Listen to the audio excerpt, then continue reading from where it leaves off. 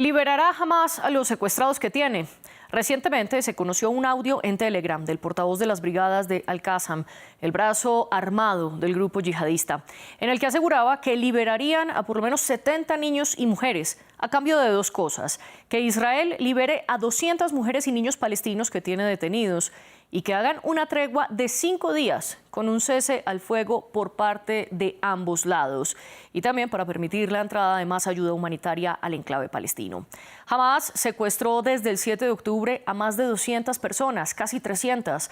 El domingo, un funcionario palestino le afirmó a la agencia Reuters que Hamás había suspendido las negociaciones de liberación por el asedio de Israel contra el complejo clínico de Al-Shifa, donde está el hospital más grande de Gaza.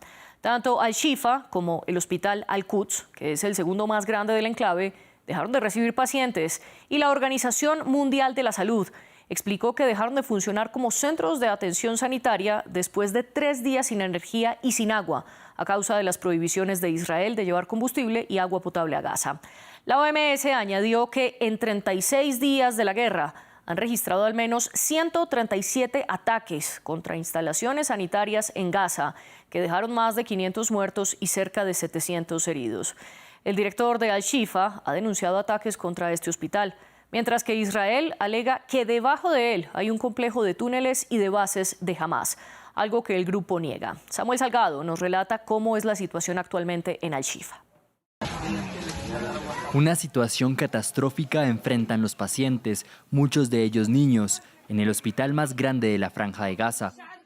Los bombardeos del ejército de Israel y los combates con miembros de Hamás han detenido el funcionamiento de Al-Shifa. Las incubadoras para recién nacidos y los ventiladores de la unidad de cuidados intensivos se han detenido casi por completo. Mohamed Obeid y otros médicos tratan de atender a los pacientes, a pesar de la falta de medicinas y equipos médicos.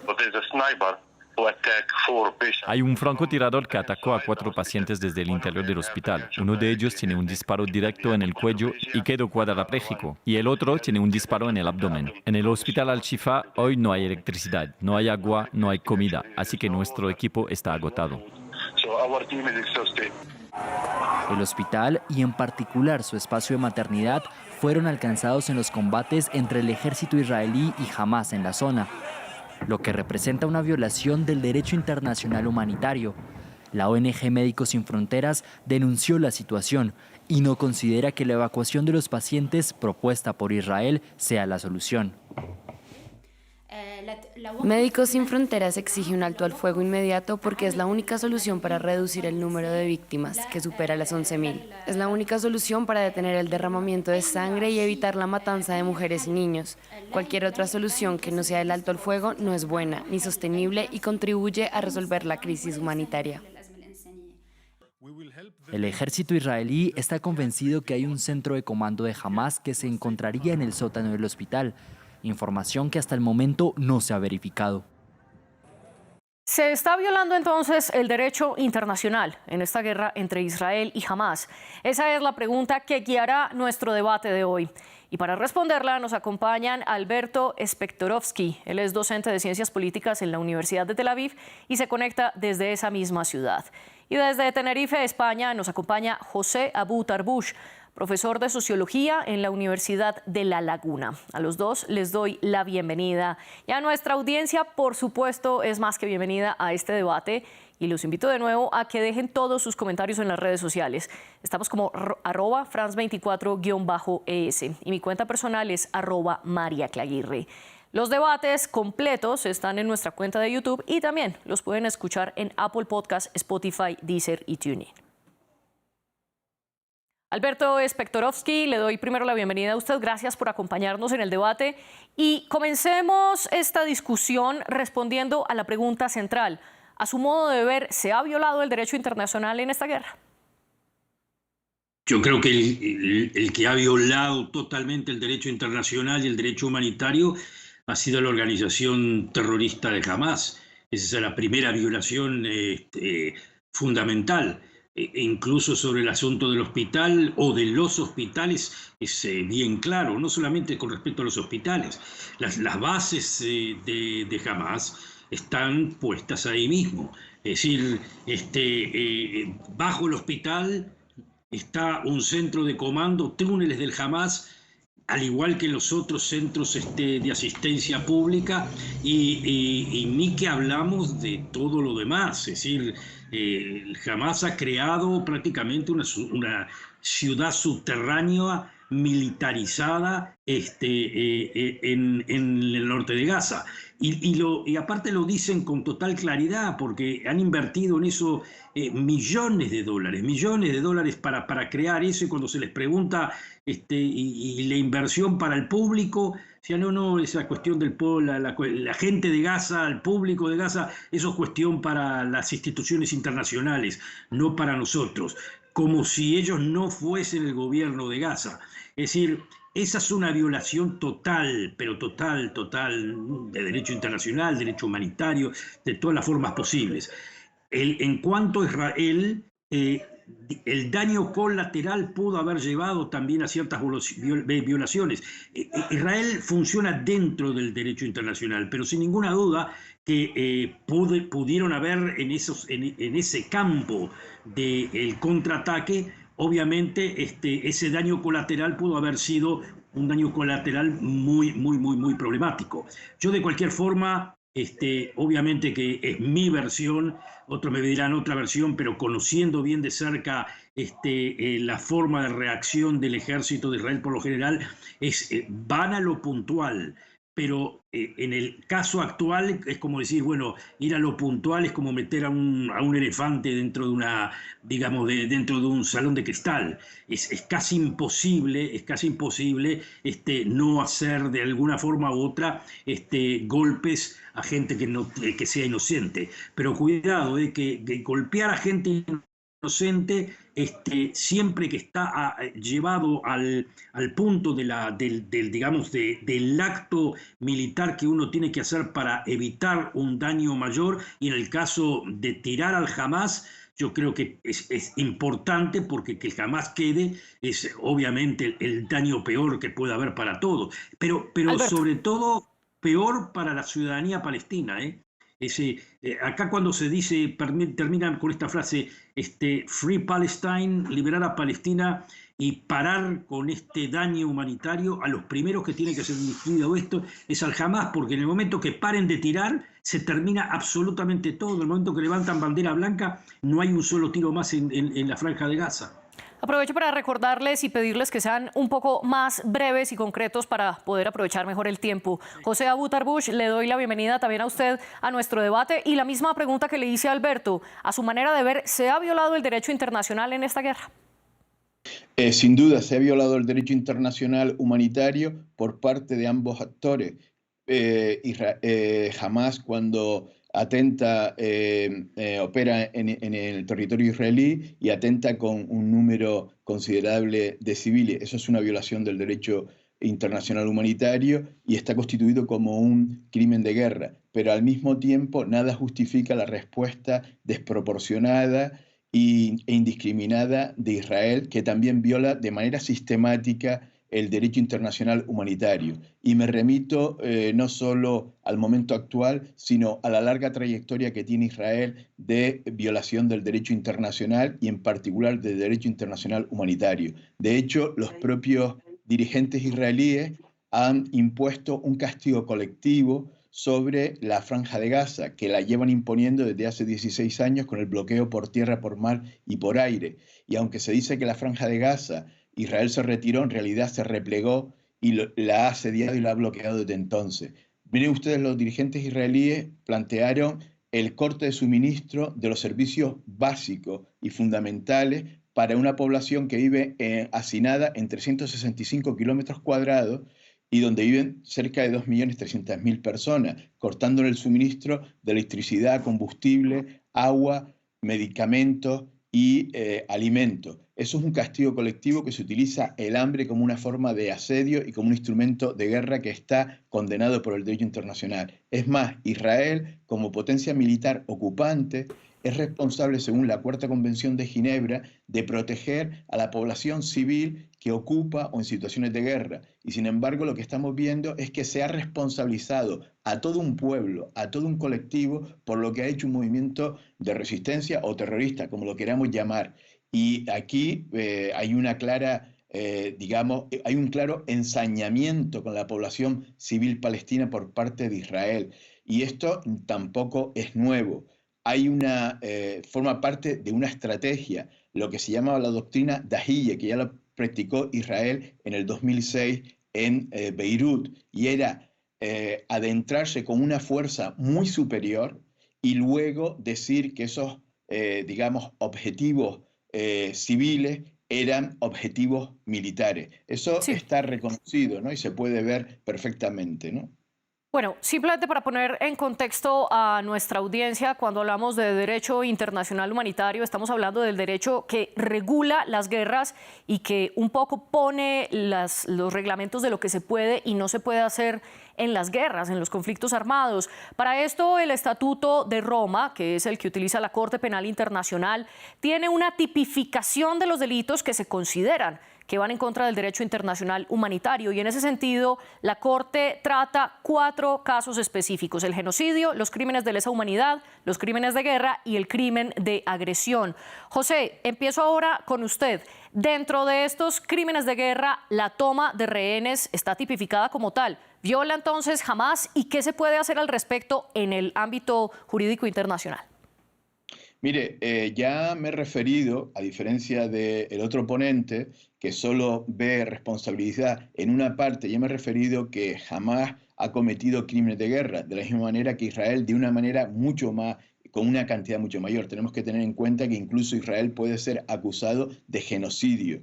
El alto número de víctimas, ¿no? Su capacidad letal es mucho mayor como Estado, camuflado bajo un ejército, pero está aplicando también lo que se llama terrorismo de Estado, un término que no gusta, pero que yo prefiero denominar mejor como crímenes de guerra. Hay una deshumanización de la población palestina. Se responsabiliza a esa población, se le castiga y hay un ensañamiento claramente deliberado en lo que un sociólogo israelí, y repito la fuente, un sociólogo israelí como Baruch Kimmerlin denominó politicidio, y era acabar con la existencia política del pueblo palestino y de su identidad, su existencia social, económica. Mire usted, Hamás es el producto de la ocupación militar israelí. Surge 20 años de la ocupación militar israelí en 1967. No es la causa de la ocupación militar israelí.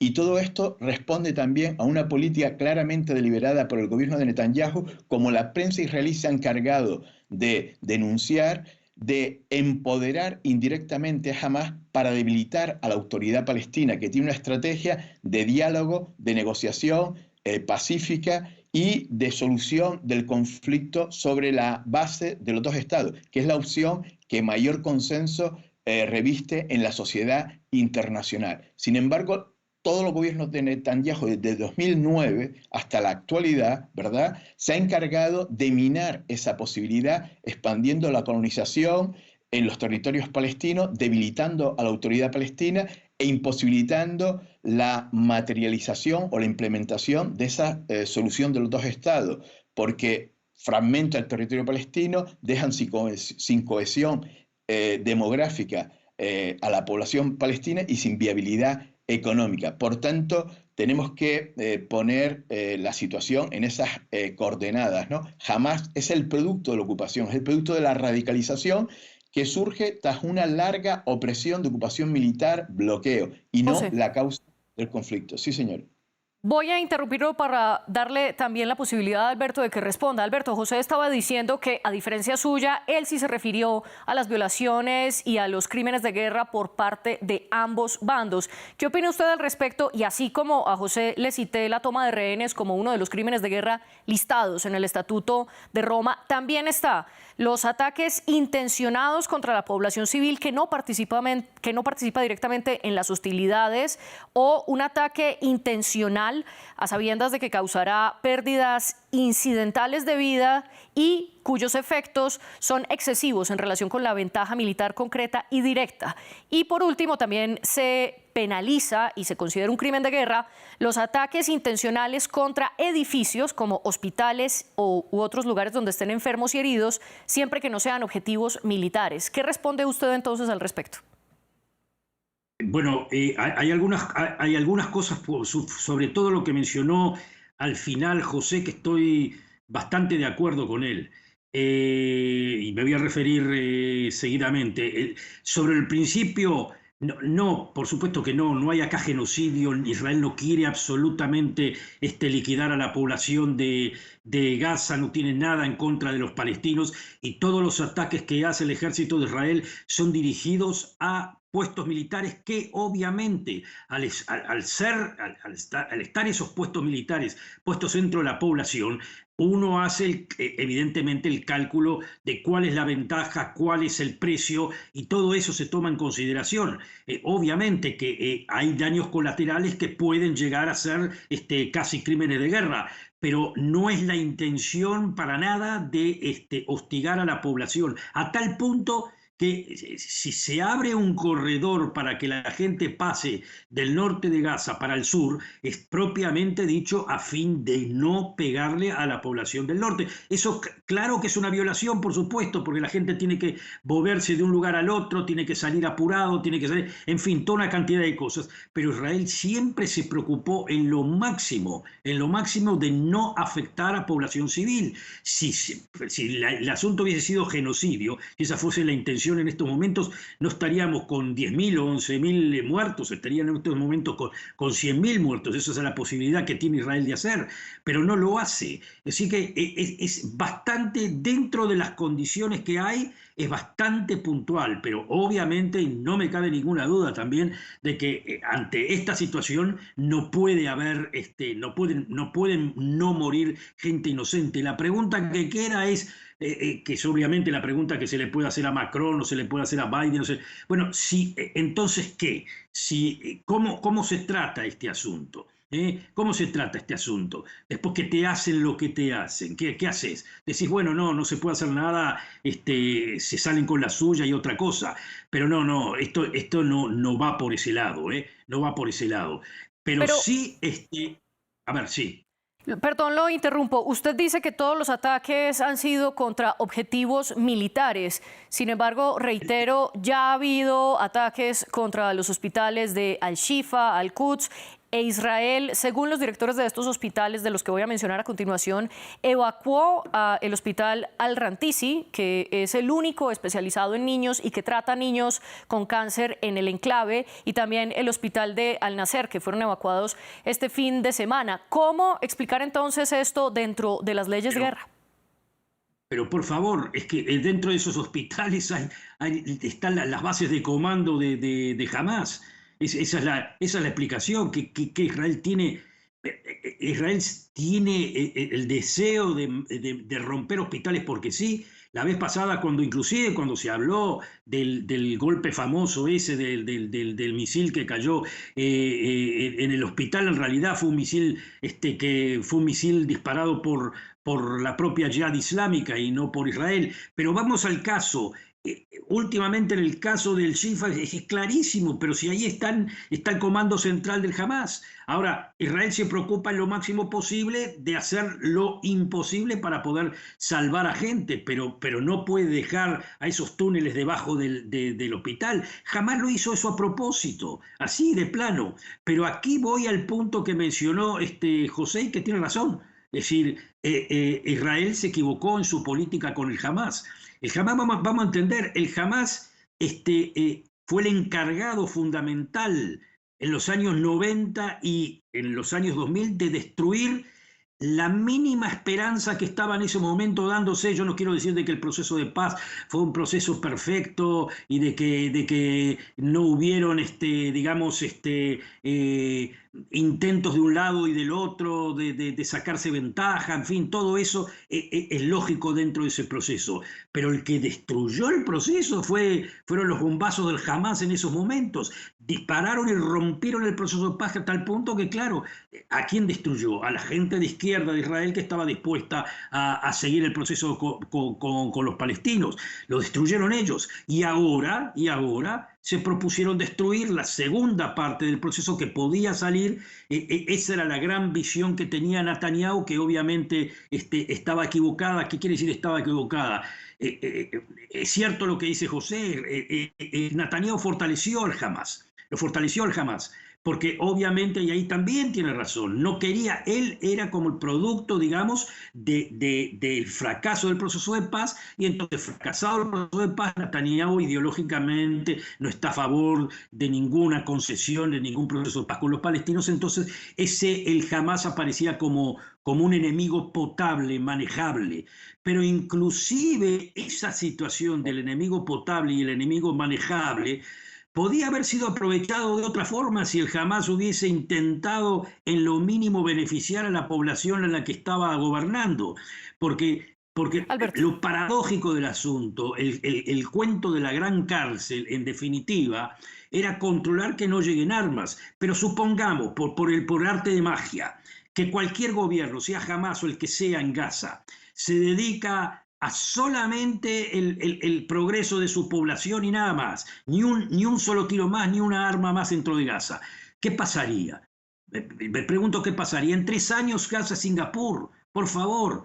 Gaza, y cuidado, que eso, y en Alberto, eso le estoy pido de por favor acuerdo, que concluya la idea. Sí, eso quizás estoy de acuerdo con José, pero le agrego un poco más. La derecha de Israel era la que quería que Gaza se transforme en un lugar próspero, porque entendía que si se transforma en un lugar próspero, tienen un país independiente allí y se terminó el asunto, por sus malas razones, si quieren llamarlo así. Pero Gaza podía ser en estos momentos, pero fácil Singapur, y no porque Israel no lo hubiese querido.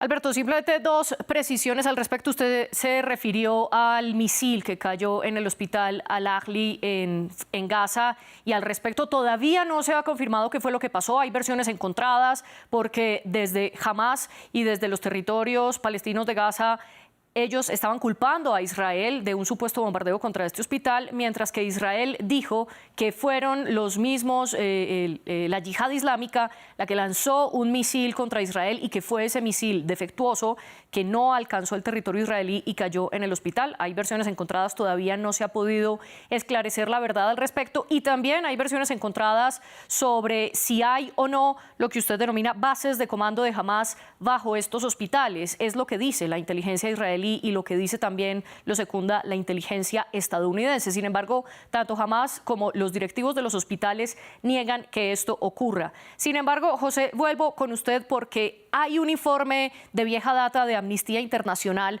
que afirma que en el 2014 Hamás utilizó la sede de los pacientes ambulatorios de Al-Shifa para torturar a personas secuestradas que tenía allí, algo que en ese momento el hospital Al-Shifa negó rotundamente, pero Amnistía Internacional lo señala e incluso tiene los nombres de las personas que habrían sido torturadas allí. ¿Utiliza o no Hamás como escudo a la población civil, y qué tanto se sabe de esta red de túneles que, según Israel y Estados Unidos, estarían debajo de los hospitales? Vamos a ver, me parece que tendríamos que establecer claramente una diferencia entre lo que es la población combatiente y la población civil. Y creo que hay aquí una clara intención de confundir ambos términos para justificar los crímenes de guerra que está cometiendo Israel. Yo creo que Israel no respeta el derecho internacional humanitario, y así lo ha puesto de manifiesto agencias de Naciones Unidas o agencias humanitarias que están sobre el terreno. No podemos acusar de que si una instalación u otra están guerrilleros de Hamás. En cualquier caso, hipotéticamente que estuvieran, mire usted, el tema es que tiene que guardar Israel la proporción, la precaución y la cautela. Es decir, si eso supuestamente es un objetivo militar, tiene que valorar el número de civiles, y si el número de civiles es considerable, por tanto debe de evitar el ataque. Y lo que estamos viendo es que Israel, bueno, lanza, igual que Estados Unidos, que es su aliado y su protector internacional, esas acusaciones sin ningún tipo de prueba, y ha convertido toda la Franja de Gaza en un objetivo militar. Hay escuelas, hospitales, mezquitas, iglesias, infraestructura, viviendas residenciales. El 45%, según Naciones Unidas, de las viviendas residenciales de Gaza han sido destruidas por Israel. Son esas el 45%, o sea, cerca del 50% de las viviendas residenciales son objetivos militares. Por favor, seamos sensatos.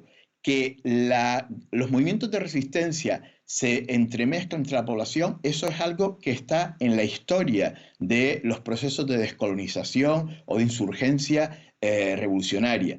Pero eso no justifica, ¿verdad?, la matanza indiscriminada contra la población civil que está haciendo Israel sin respetar el derecho humanitario.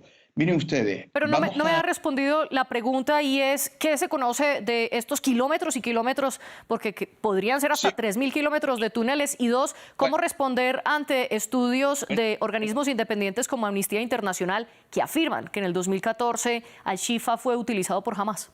Sí, bueno, mire usted, que haya túneles en Gaza responde a que Gaza lleva 16 años bloqueada por tierra y por mar. Y por aire, por Israel. Y obviamente se ha utilizado los túneles para el contrabando de alimentos y necesidades básicas, pero también para el tráfico de armas. ¿Qué ocurre? Estamos ante una situación de ocupación militar, y una situación de ocupación militar genera una resistencia, y Hamás es fruto de esa resistencia. Es decir, es que no estamos inventando nada nuevo. Si no hubiera ocupación militar, no estaría Hamás. He comentado que Hamás es el producto de la ocupación israelí. Y no solo es el producto de la ocupación israelí, sino que ha sido empoderado deliberadamente por los sucesivos gobiernos israelíes de Netanyahu. Mire usted, cuando en el 2005 Ariel Sharon se repliega de la Franja de Gaza, y en lugar de darle la llave de la administración civil de Gaza a la autoridad palestina, se va de manera unilateral, y aquello se convierte para crear una división política y territorial en la sociedad palestina, como finalmente se convirtió.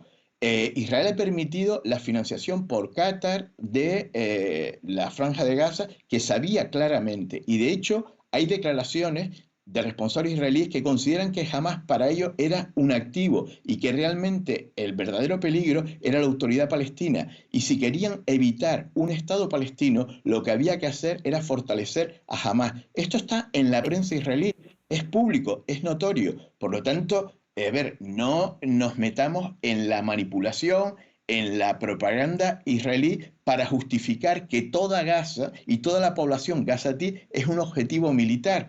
Israel está imponiendo un castigo colectivo, cortando todos los servicios básicos, desde el agua, la luz, el combustible, los medicamentos y los alimentos. Israel impide la entrada de la ayuda humanitaria. Entraban antes en Gaza, sí, termino, 450 diariamente, 450 camiones. Ahora esa es la cantidad que entra un día. Es decir, se está utilizando, ¿verdad?, el hambre como arma de guerra. Y quien incumple aquí... Sí.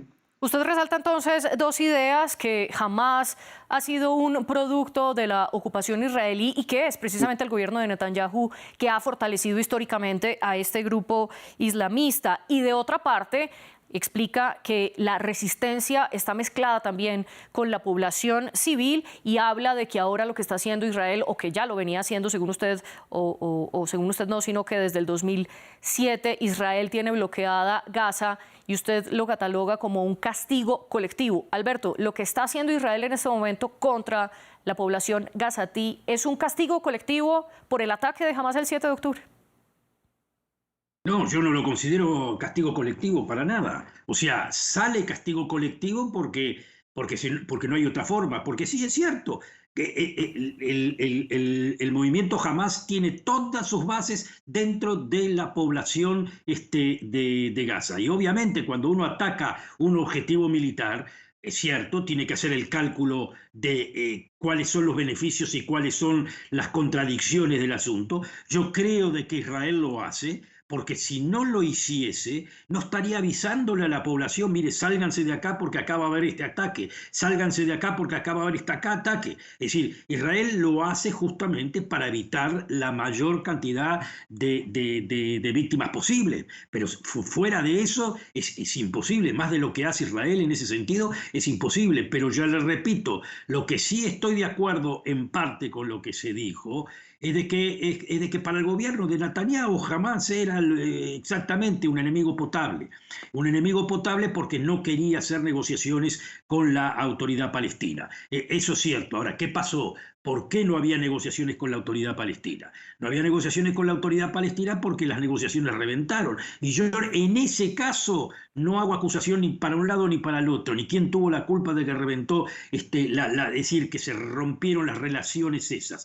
Pero obviamente que el Hamás ahí tuvo el papel quizás preponderante, fue el que la destruyó a fuerza de bombas, justa, y no cuando era la ocupación, digamos que la ocupación sí estaba así, pero en el momento que se estaba tratando el fin de la ocupación, o por lo menos se debatía sobre eso. Bueno, cuando se vio que se debatía sobre el fin de la ocupación, lo que hizo Hamás fue terminar con el proceso de paz, así de sencillo. Y ahora, cuando había una posibilidad de hacer un arreglo con Arabia Saudita, por orden de, que esto tampoco no lo mencionamos, que obviamente lo que está haciendo Hamás es siendo el soldado, prácticamente, si lo quieren llamar así, el soldado tonto de Irán, porque Irán en estos momentos utiliza al Hamás y los odian, de paso se ha dicho, porque son sunitas y los hermanos musulmanes, y Irán son chiitas, pero lo utilizan en esa conflagración que tiene Irán con Israel de poner,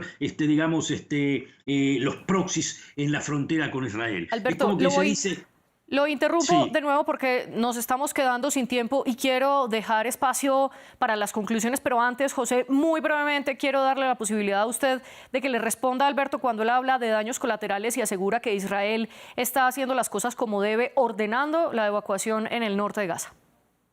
Mire, es conocido que Hamás está en los túneles, que pueden haber como 500 kilómetros, no 3.000 kilómetros, lo que se calcula son 500 kilómetros, y que obviamente hay un deliberado ensañamiento de Israel con la población civil palestina. Quiere infligir a la población palestina un enorme sufrimiento y hacer ver a los palestinos que deben de aceptar que son los derrotados de esta partida y aceptar, por tanto, la sumisión de la ocupación militar israelí. Mire, Israel tuvo hace 3 décadas una oportunidad de oro para poner fin a la ocupación, dar lugar a la solución de los 2 estados y vivir en paz y seguridad junto a un estado palestino. Y fueron los acuerdos de Oslo. Y quien se responsabilizó de cargarse los acuerdos de Oslo, efectivamente jamás era interesado en hacerlo y lo hizo, pero con el juego indirecto también de Israel, porque llevó a cabo una política de colonización, una política de reclusión de la población palestina, de fragmentación del territorio,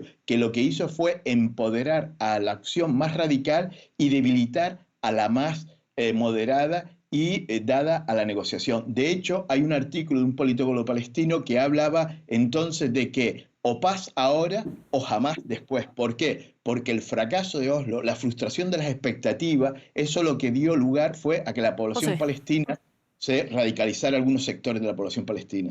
Ahora sí, lo interrumpo también para entrar a las conclusiones muy brevemente y antes de eso una aclaración. En 2021 Hamás afirmó haber construido 500 kilómetros de túneles. Sin embargo, el ejército israelí afirmó en 2013 que un solo túnel que encontró medía 1,8 kilómetros. Entonces, esta longitud también está en disputa sobre qué tanto es o no, o qué tantos túneles hay o no. Alberto, para cerrar, los dos coinciden en que sí hay crímenes de guerra. ¿Qué hacen? ¿Qué pasará entonces? ¿Y qué puede hacer la comunidad internacional al respecto muy brevemente? Bueno, a mí me parece que una especie de cese de fuego o digamos de cese de fuego no, pero de parar por momentos a cambio de la negociación de los rehenes, me parece que eso se va a dar. Eso lo opino quizás un poco tentativamente. Me parece que por ese lado va a empezar el asunto. ¿Qué tiene que hacer la comunidad internacional? Para mí lo fundamental, lo que tendría que ser cualquier persona decente en estos momentos, pedirle al Hamas que levante bandera blanca, que se vayan, llévense los prisioneros, a cambio de los rehenes. Yo lo propuse eso hace muy poco. Todos los 8.000 prisioneros que se los lleven, junto con ellos mismos, que se vayan a cualquier lado, a Egipto, al que sea, que dejen la zona, que entre Concluya, Arabia por favor, Saudita, la idea. que entre Qatar, que entre cualquiera y que comiencen el desarrollo de esa zona que puede transformarse en una de las zonas más prósperas del Medio Oriente, así de sencillo. Eso es lo que hay que hacer, eso es lo que tienen que pedir. Israel no dispara un solo tiro más en ese caso, pero ni uno. Y no quiere decir con eso, y quizás en eso estaría de acuerdo con José, no quiere decir con eso que se termina el problema de la ocupación en Cisjordania. El problema sigue, no hay ninguna duda. Yo estoy a favor de una solución al cambio de dos estados para dos pueblos. Alberto, lo interrumpo porque nos quedamos sin tiempo. José, ¿qué puede pasar ahora si hay o no crímenes de guerra? Muy brevemente. Bueno, puede ocurrir que esos crímenes de guerra que ya están siendo denunciados por ambas partes ante la Corte Penal Internacional. Otra cosa es si la Corte Penal Internacional adoptará medidas o habrá un peso político, porque ya Israel está denunciado, también Hamas en su momento, y eso lo acepta la autoridad palestina, pero existen grandes presiones políticas para ello. Quiero recordar que la autoridad palestina se adhirió a la Corte Penal Internacional en 2015 y no así Israel. Y yo creo que lo que habría que hacer de manera inmediata es parar los bombardeos indiscriminados sobre la población civil palestina, poner fin a este nuevo episodio dentro de un largo ciclo de violencia y conflicto, con la liberación de los rehenes, pero también de los prisioneros palestinos que son rehenes, porque Israel los rapta también de los territorios palestinos ocupados. Y poner, sin duda alguna, en esto coincido con Alberto, poner fin a la ocupación militar israelí. Yo creo que la ocupación militar israelí... Nos quedamos sin tiempo y lastimosamente lo debo interrumpir. Alberto y José, gracias por su participación, y a toda nuestra audiencia los invito a que sigan conectados con France 24.